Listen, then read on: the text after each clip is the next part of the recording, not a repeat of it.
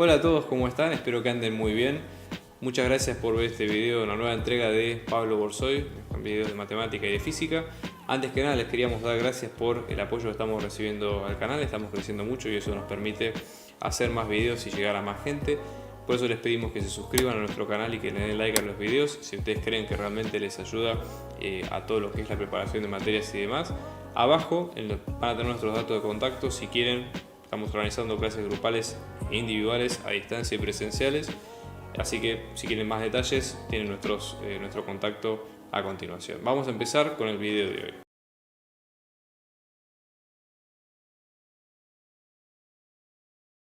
Con esta serie de videos que tienen como protagonista la guía 4 de la Análisis Matemático 2 de la Universidad de Buenos Aires. En este caso, el primer ejercicio que tenemos que trabajar es el siguiente. Nosotros vamos a tener dos funciones, por ejemplo, f en función de u y de b. En este caso nos va a quedar como u por b al cuadrado más 2 por v. Y luego tenemos g de x, y en este caso es una función vectorial porque va a tener dos componentes dada por lo siguiente, ¿no? X por la raíz de y más 1 e y menos x, y tenemos un punto que es el 2, 3. Entonces la idea sería calcular la matriz jacobiana de la siguiente función de h, ¿sí? Definiendo a h como la f compuesta con g en el punto que se indica, que en este caso es el A. Entonces el punto, ¿sí?, de protagonista de este ejercicio sería este mismo, A. La idea justamente acá es hacer toda la cuenta sin calcular la matriz jacobiana. Entonces, tenemos que tener en cuenta, ¿sí?, para lograr esto, cuál es el enunciado de la regla de la cadena, que es la teoría que necesitamos para resolverla, ¿no? Es decir, yo lo voy a citar textual, pero para que se entienda un poco cuál es el basamento teórico. Fíjense que estos tipos de ejercicios aparecen bastante seguido dentro de los parciales, ¿no? O sea, vamos a tener una función que va a ser de los reales enésimos a los reales en dimensión m, ¿sí? Y esto va a tener una matriz jacobiana de esta función perteneciente obviamente a R de m por n. Recuerden siempre que la matriz jacobiana es la matriz que tiene, según las componentes vectoriales de la función, las derivadas parciales de cada variable de la misma, ¿sí? Luego vamos a tener otra función g que va a ir de r a la m a r a la k, es otra dimensión distinta, ¿no? Y su matriz jacobiana en función de g, en este caso va a pertenecer a r a la k por m. Entonces, si yo quiero hacer la composición de g, la matriz jacobiana de g compuesta con f, ¿sí?, esta va a pertenecer a r de k por n, ¿no? Y se puede definir de la siguiente forma. Fíjense que se puede definir como la multiplicación de g en un punto A determinado por la matriz jacobiana de f, ¿sí?, en ese punto. ¿Por qué? Porque básicamente esta matriz va a ser de tamaño k por m, esta va a ser de m por n, fíjense, orden de columnas, orden de filas es el mismo, y el matriz resultante es de k por n, ¿sí? En este caso estamos asumiendo que en A la función f es diferenciable, ¿sí?, supongamos, y lo mismo en un entorno del punto, digamos, diferenciable para f en función de A, ¿no? O sea, tienen que cumplirse esas dos condiciones en particular.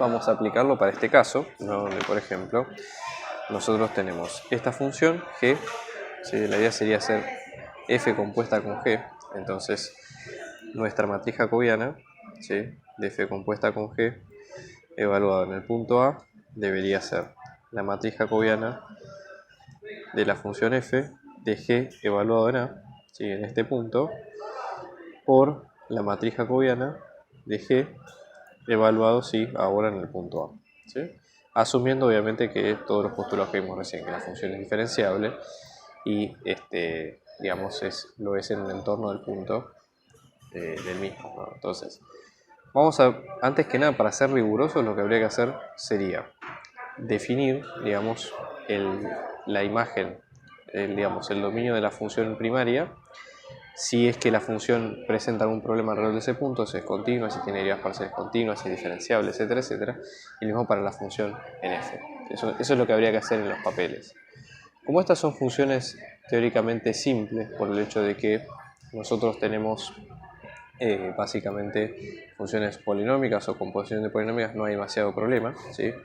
Pero por las dudas lo podemos ir viendo. Entonces vamos a hacer el diagrama de flujo de todos los pasos que habría que seguir. Nosotros tendremos que hacer g, f compuesta con g, entonces tendríamos g, que sería la primera función, f, que sería la segunda. Vamos a entrar a, que es el primer punto, que es el 2, 3. Luego vamos a tener g de 2, 3. Y ahí mismo f de g de 2, 3. ¿Sí? Entonces, en el caso de g, si ustedes observan, acá el dominio, el único problema que puede llegar a tener es para los i que pueden ser menores que menos 1. O sea, no se acerca, digamos, a la parte del 2, 3, o sea que el dominio de la función es continuo, todo ese punto. Entonces vamos a calcular g de 2, 3. Si ustedes reemplazan y hacen toda la cuenta, esto les va a quedar como 4, 1. Correcto. Bien.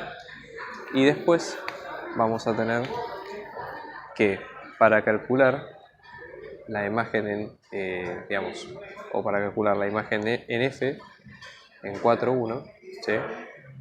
En este sentido, 4, 1 sería el valor que debería entrar en f, ¿sí? Entonces, vamos ahora a calcular la matriz jacobiana de cada uno, ¿sí? Vamos a calcular la matriz jacobiana de la función g a nivel general.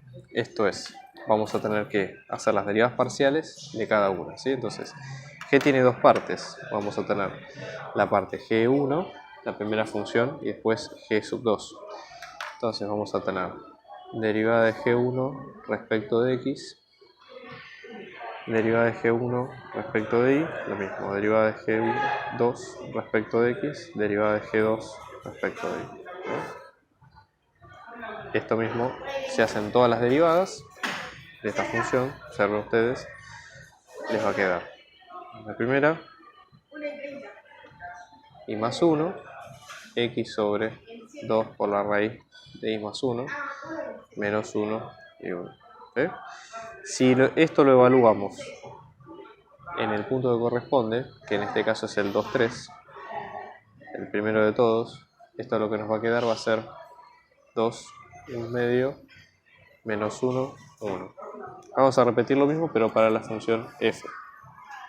Fíjense que la función f, esta misma que nosotros vemos acá, la matriz jacobiana de la función f nos va a quedar la derivada de f respecto de u, la derivada de f respecto de b. Es decir, acá no tenemos, digamos, componentes vectoriales como si teníamos en g, es una sola componente. Entonces, en este caso, esto nos va a quedar como b al cuadrado más 2b, y después en la segunda componente 2 por u por b más 2u. Y ahora si evaluamos esta función, esta matriz en la imagen, que en la imagen de g en este caso va a ser 4, 1, esto nos va a quedar como 3, 16. Entonces, resumiendo, ¿no? Volvemos a la teoría que dice que finalmente tenemos que multiplicar ambas matrices jacobianas. Entonces, la matriz jacobiana de f compuesta con g, esto sí evaluado en 2, 3, nos va a quedar esta misma, ¿sí? La 3, 16 por 2, 1 medio, menos 1, 1. Fíjense, esta matriz es de 1 por 2, esta matriz es de 2 por 2, con lo cual la cuenta se puede hacer sin problema, y va a quedar efectivamente así, digamos, el resultado final, que es lo que estamos buscando.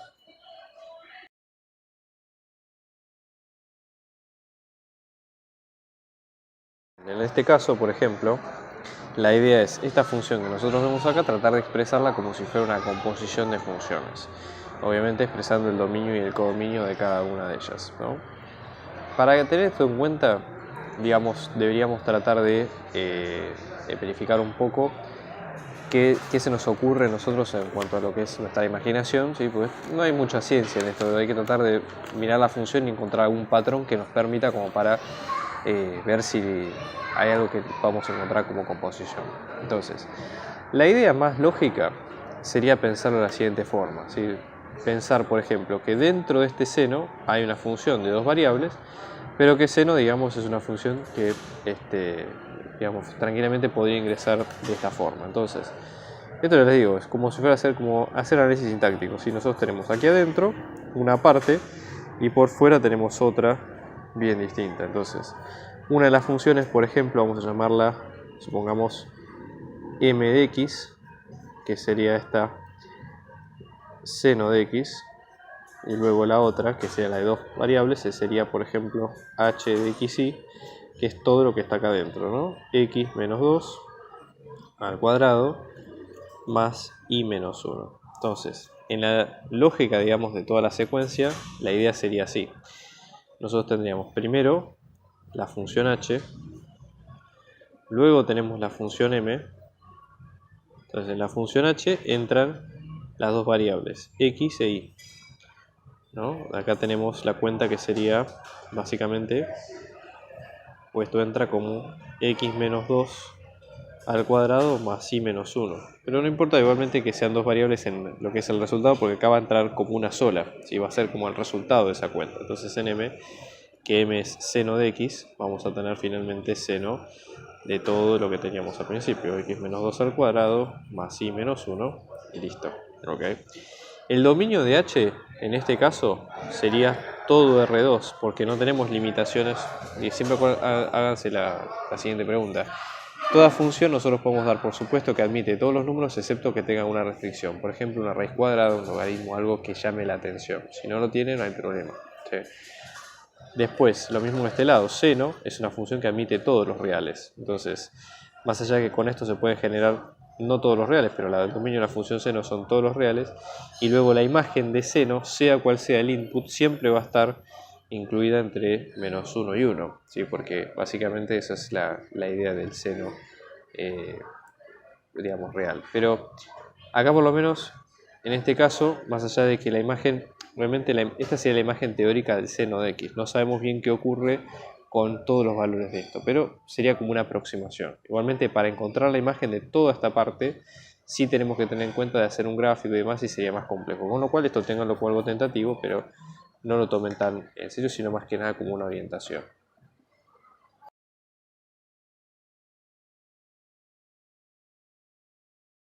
Lo que ocurre en este caso, donde nosotros tenemos esta siguiente función, una función cualquiera f, que va de R2 a R, y la función g, ¿no? Que tiene básicamente g, también en teoría va, en este caso sería de R2 a R2, ¿sí? Con la forma que ustedes ven a continuación. La pregunta del problema sería ver si la función, si se puede realizar una composición de esta función g de alguna forma con f, es decir, lograr algo del estilo, por ejemplo, así, ¿no? H como f compuesta con g. Esa sería la idea. Ahora, el tema con esto es, o sea, ¿cuál sería aquí la cuestión? Porque generalmente las funciones no tienen problema, pero ¿qué paso realizamos nosotros antes de poder hacer los cálculos? En general, tratamos de ver cómo son las funciones con las que estamos trabajando. Es decir, si son funciones, por ejemplo, del estilo, digamos, de qué dominios tienen, codominios, etc. Como para tratar de estudiar un poco qué es lo que vamos a ensamblar. Entonces sería bueno tratar de estudiar el dominio de la función g para ver si hay algo que nos impida trabajar ahí. Recuerden que g tiene dos componentes, así que vamos a tener g sub 1 y vamos a tener g sub 2. Y en teoría el dominio de g, ¿sí? Por lógica sería que g tiene que satisfacer a los dos dominios a la vez. Entonces tiene que ser el dominio de g sub 1 intersección con el dominio de g sub 2. ¿Sí? Tiene que cumplir esa condición, porque por otra forma no se puede cumplir alguno de los dos variantes. Entonces vamos a pensar, por ejemplo, cada uno por separado. Dominio de g sub 1. Primero, g sub 1 en este caso estamos hablando de una función que tiene una raíz cuadrada, ¿sí? Raíz de 1 menos x al cuadrado menos y cuadrado. Todo lo que está dentro de la raíz cuadrada, por definición, tiene que ser mayor o igual a 0. Entonces vamos a tener que 1 menos x al cuadrado menos y al cuadrado tiene que ser mayor o igual a 0. En este caso lo que voy a hacer es restar 1 a cada lado.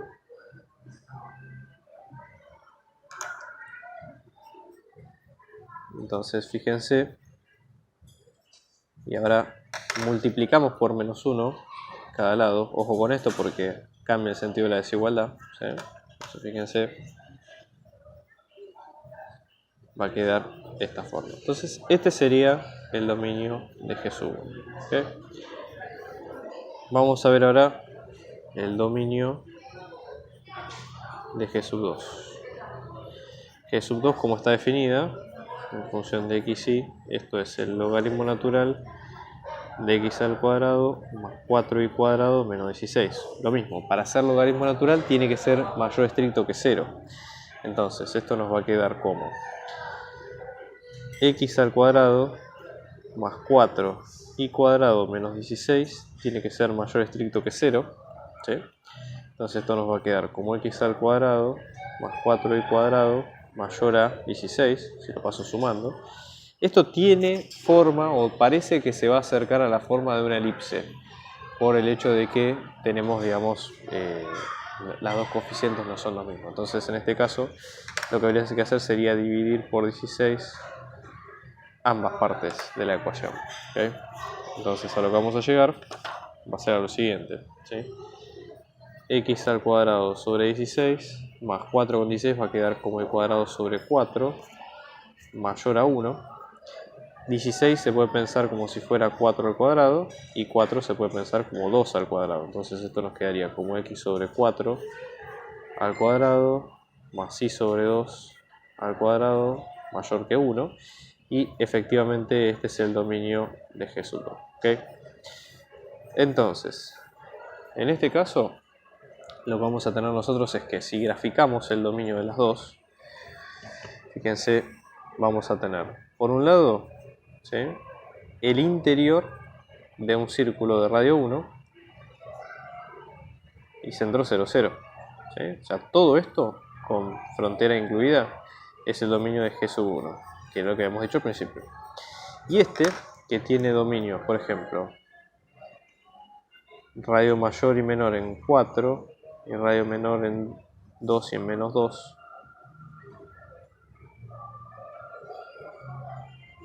Pero la elipse va a ser todo lo que es hacia afuera. Obviamente acá es línea punteada, solamente lo dibujo para tener en cuenta, pero es línea punteada porque es... Okay. Bueno, entonces, ¿qué ocurre? Digamos, las dos partes de la función no se juntan nunca, entonces no hay un dominio común. Entonces, como la función tiene un dominio que es imposible, o la función tendría dominio que es ningún punto, por decirlo de alguna manera, entonces no se puede calcular la composición de esta con ninguna otra función.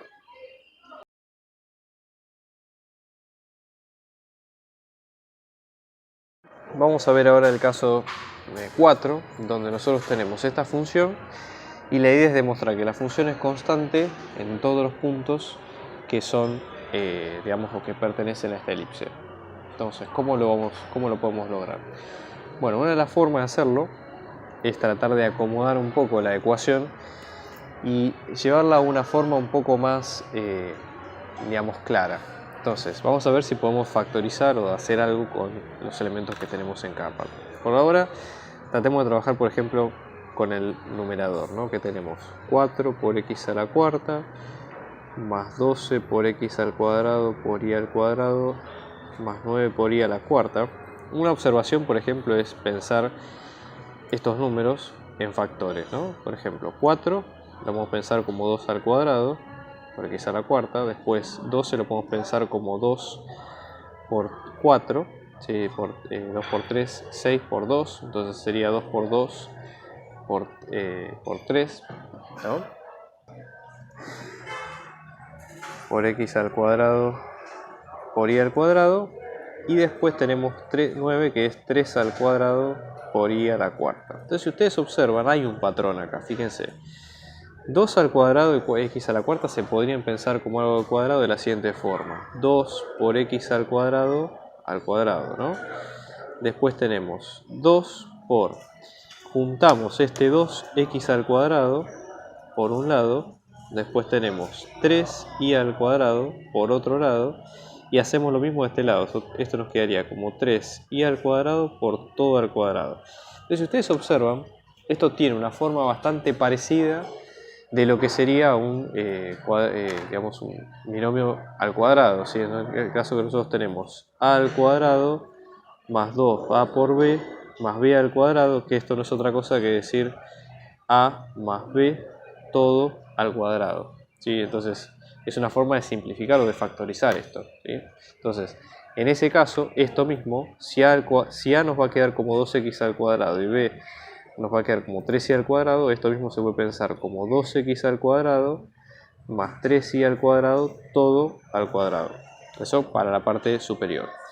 Después, en la parte inferior, lo voy a poner acá en lápiz, ¿sí? Esta parte del denominador nos va a quedar como 4 menos 2x al cuadrado menos 3y cuadrado. Acá es mucho más simple porque directamente lo que hay que hacer es sacar factor común como menos 1 y ya está, digamos, no hay mucha ciencia, ¿no? Entonces, al momento de reemplazar estas dos estructuras en la ecuación, lo que va a quedar es lo siguiente, ¿sí? Vamos a tener la función en xy, esto nos va a quedar como 2x al cuadrado más 3y cuadrado al cuadrado sobre 4 menos 2x al cuadrado más 3y cuadrado. Obviamente acá no se puede simplificar, pero ¿cuál es la idea del punto? El punto es decir que al momento de reemplazar por la fórmula de la elipse, que la fórmula de la elipse es 2x al cuadrado más 3y cuadrado es igual a 1, la cuenta va a dar una constante. Entonces al momento de reemplazarlo, fíjense, f en xy, pero ahora compuesta con la elipse, esto nos va a quedar como 1 al cuadrado, que es todo esto que está aquí arriba, 4 menos 1, entonces esto vamos a tener como 1 sobre 4 menos 1, y esto nos va a quedar como un tercio, con lo cual vemos que efectivamente es una constante.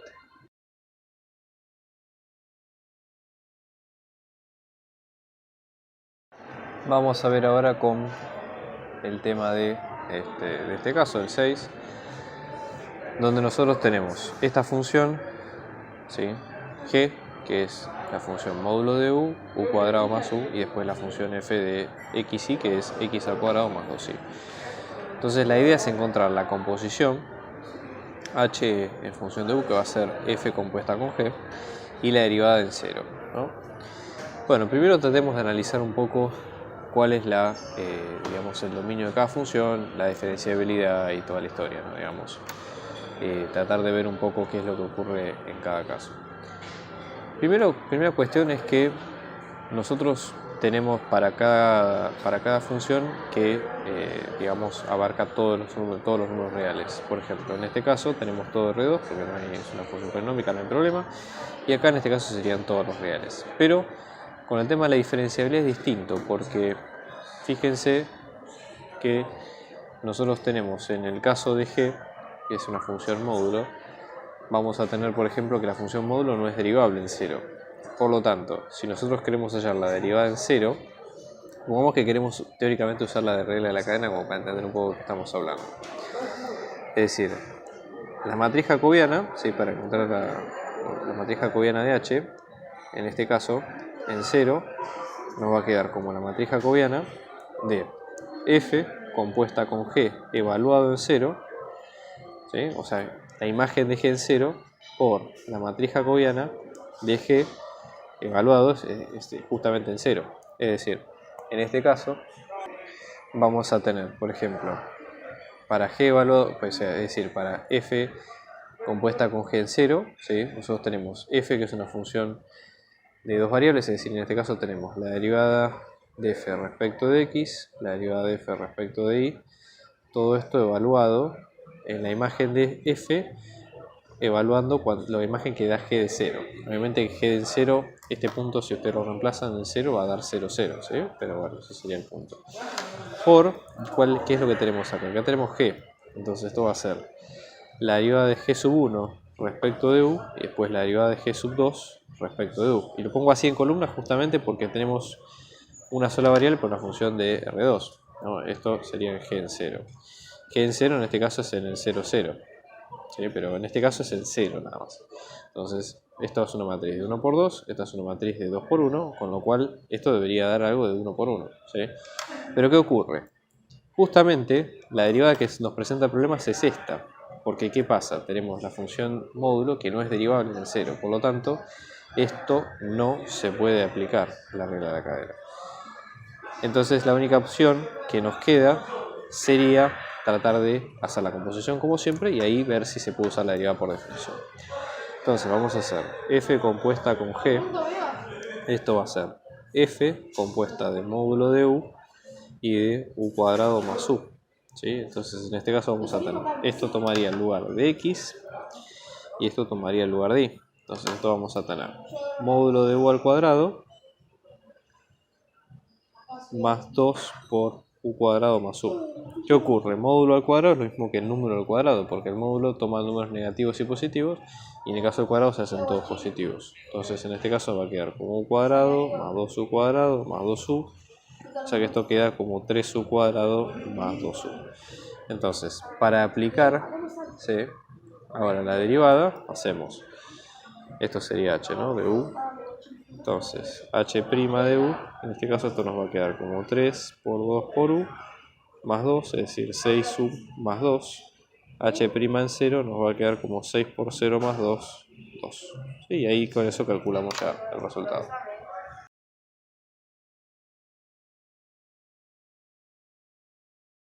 El caso, ¿sí?, de 7, donde básicamente, ¿qué es lo que tenemos acá? Vamos a tener una función, dos funciones en realidad, que serían f y g, y la idea es tratar de calcular, ¿sí?, de esas dos funciones la composición h, que sería f compuesta con g, y de esa composición el gradiente de la función, pero evaluada en el punto 0,1. ¿Okay?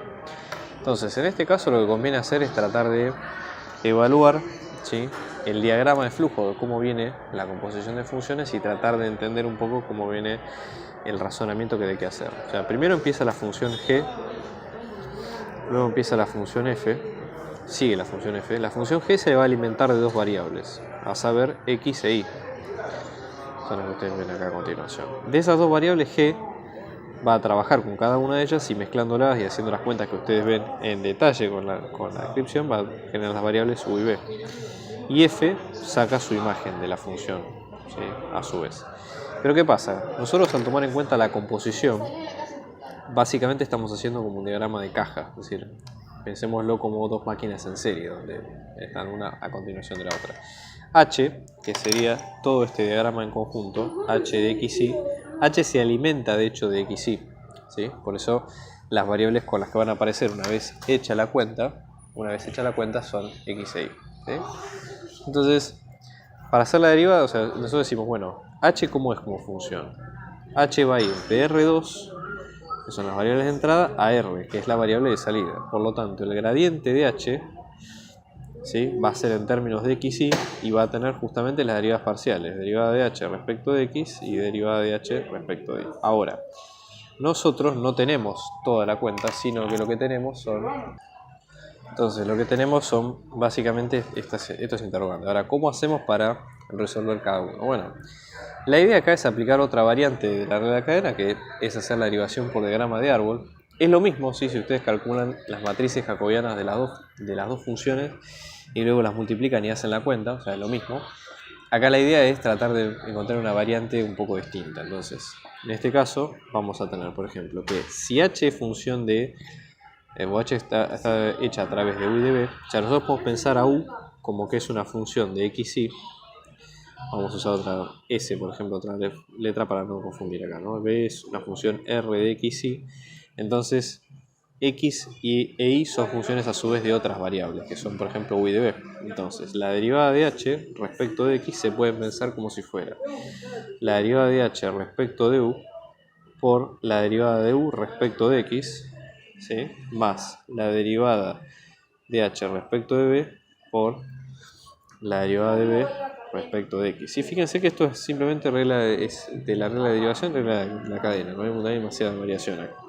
Lo mismo con este caso, derivada de h respecto de y, esto nos va a quedar la derivada de h respecto de u por la derivada de u respecto de y más la derivada de h respecto de b por la derivada de b respecto de y. Sí, ese sería el razonamiento. Entonces, lo bueno es que nosotros podemos calcular cada una por separado, porque fíjense que en este caso cada una se puede sacar a partir de lo que nosotros sabemos del resto de las ecuaciones, ¿okay? Y lo mismo pasa con, por ejemplo,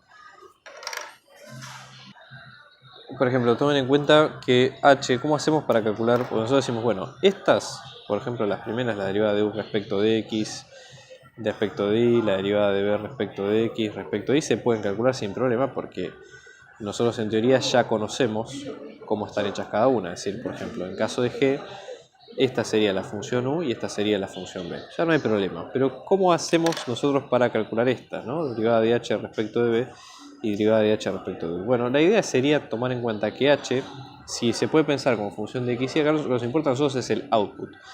Recuerden que de todo este diagrama también sale f respecto de u y de b. Entonces, estas dos conceptualmente, más allá de que h sale de la composición y que por ende se alimentó previamente de dos variables como ser x e y, podemos hacer un recorte nosotros y tomar h de x y o a f de u como que son idénticas en este paso. Y después ya remontarnos al otro que sería el de g.